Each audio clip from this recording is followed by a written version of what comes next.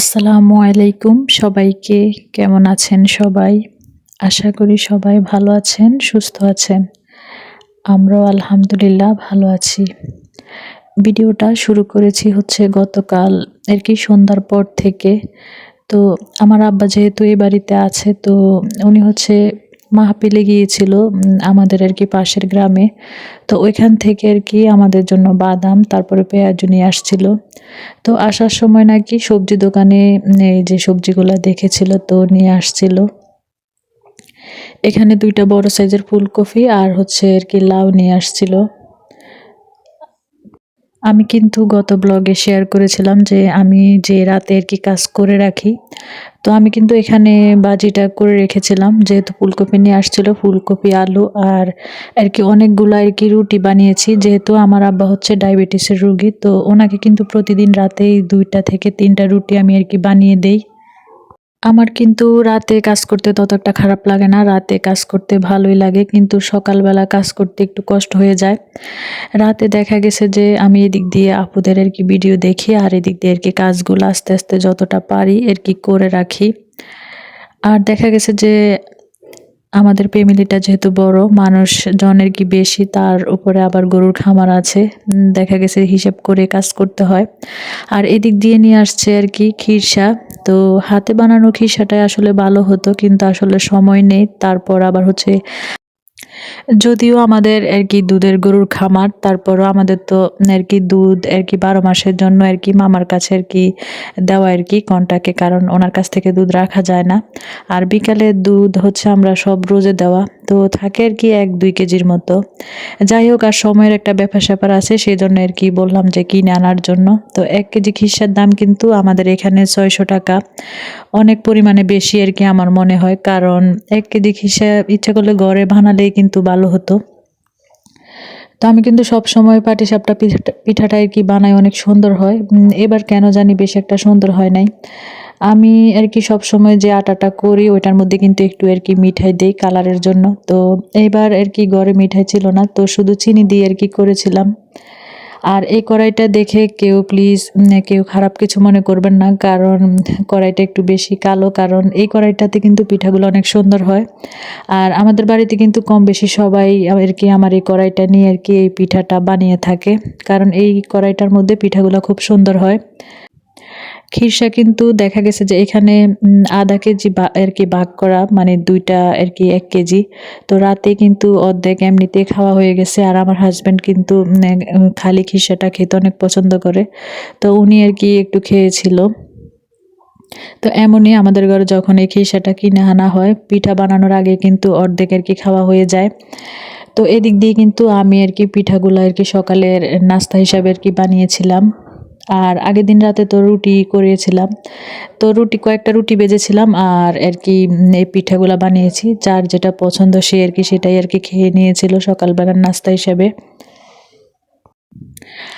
যদিও দিনটা ছোট হয়ে থাকে, তারপরও কিন্তু আমাদের কাজের পরিমাণ কিন্তু কমে না। কাজ কিন্তু স্টেপ বাই স্টেপ একটা রেডি হয়ে থাকে।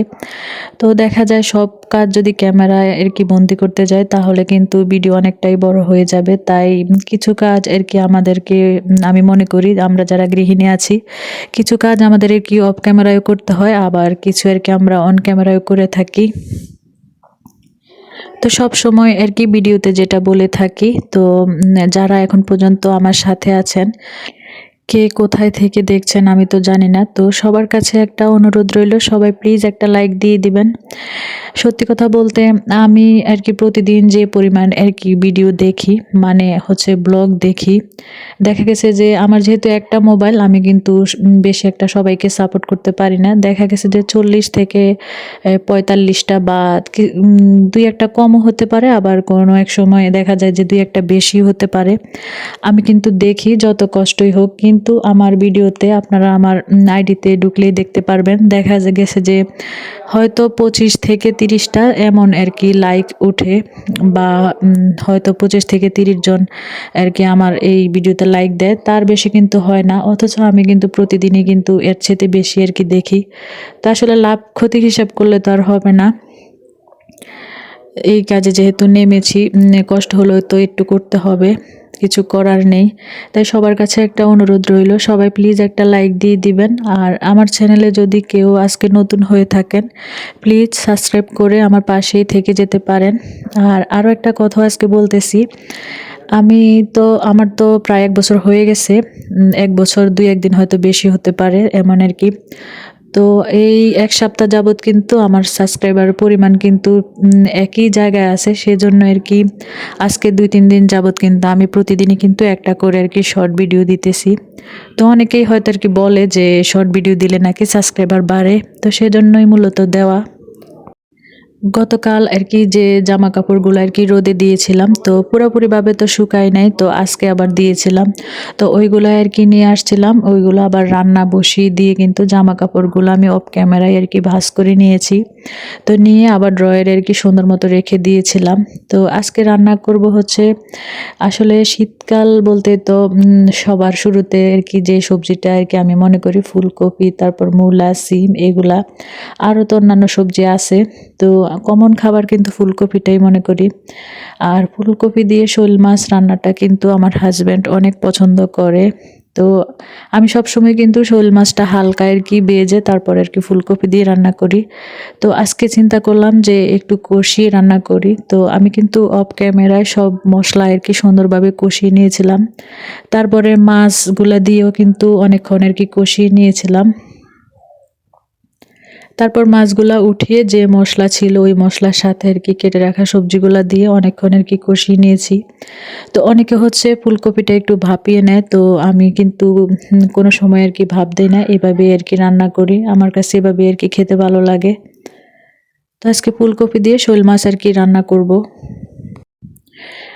আর শীতকালের যে সবজিগুলো হয় বা যে তরকারি আমরা রান্না করি, ওই তরকারিগুলা কিন্তু বাসি হলে খেতে আর কি একটু বেশি আর কি ভালো লাগে। বিশেষ করে মূলা তরকারি, তারপরে সিম তরকারি। তো এবছর কিন্তু এখনো আর কি মূলা খাওয়া হয় নাই। তো মূলাটা আসলে আমার কাছে যদি বাসি হয় মূলা তরকারিটা, ওই তরকারিটা খেতে কিন্তু অনেক মজা লাগে। তো গতকালকে সিম তরকারি রান্না করেছিলাম, তো ওইগুলো রয়ে গেছে, সেজন্য আর অন্য কোনো আইটেম আজকে করলাম না। একটা আইটেমই রান্না করেছি। ইদানিং যাবৎ কয়েকটা আপুকে অনেক মিস করতেছি। কারণ কি, তারা কিন্তু সবসময় রেগুলার আমার ভিডিও দেখতো। আমিও কিন্তু তাদের ভিডিও দেখতাম। প্রায় 1 মাসের মতো হয়ে গেছে যে তাদের কোনো খবর নেই। তাদের আইডিতেও ঢুকেছি, দেখতেছি যে কোনো ভিডিও ছেড়েছে কিনা। দেখি যে না, ওনাদের কোনো খবর নাই। তার মধ্যে হচ্ছে যেমন KMN সংসার আপু, তারপর বিক্রমপুর ফ্যামিলি, তারপর আরও একজন আপু আছে মার্জিয়া ডেলি ব্লগ থেকে মার্জিয়া আপু, তারপর আয়মান ফ্যামিলি, এমন আরও আর কি প্রায় 6-7 জনের মতো। তো ওদের ভিডিও কিন্তু সব সময় আমি দেখতাম। তো অনেক দিন যাবৎ কিন্তু আর কি তারা আর কি ভিডিও দিচ্ছে না। এখন বুঝতেছি না তারা কি ইউটিউব থেকে চলে গেল নাকি, নাকি অন্য কোনো সমস্যা হলো। তো সবার জন্যই দোয়া রইল, সবাই যাতে সুস্থ থাকে, ভালো থাকে। তো তারা কিন্তু আমার রেগুলার আর কি ভিউয়ার্স ছিল আর কি। তো সেই জন্যই আসলে তাদেরকে অনেকটাই বেশি মিস করি। যাই হোক, আজকে হাবিজাবি অনেক কথা বললাম। কার কাছে কেমন লেগেছে জানি না, হয়তো ভালো লাগতেও পারে, আবার নাও ভালো লাগতে পারে। এ তো এদিক দিয়ে কিন্তু আর কি আমার ফুলকপিটা আমি কষিয়েও নিয়েছিলাম। কথা বলতে বলতে তো আমার রান্না প্রায় শেষই হয়ে আসছে।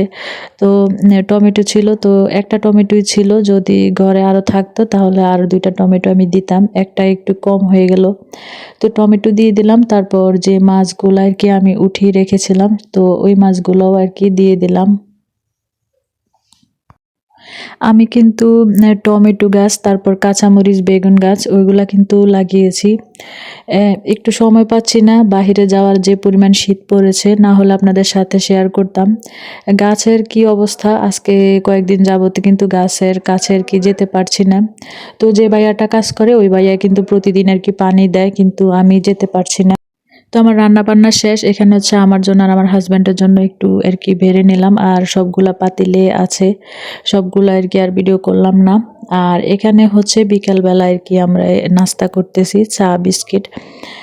এটা আমাদের ঘরে রেগুলার হয়ে থাকে। আমার মনে হয় একদিনও মিস যায় না। প্রতিদিন সকালে বা বিকালে চা তো খেতেই হয়। শীত, গরম ১২ মাসই আমরা আরকি চা খাই। এটা মিস হয় না। আর একবেলা যদি চা মিস যায় তাহলে তো মাথা নষ্ট।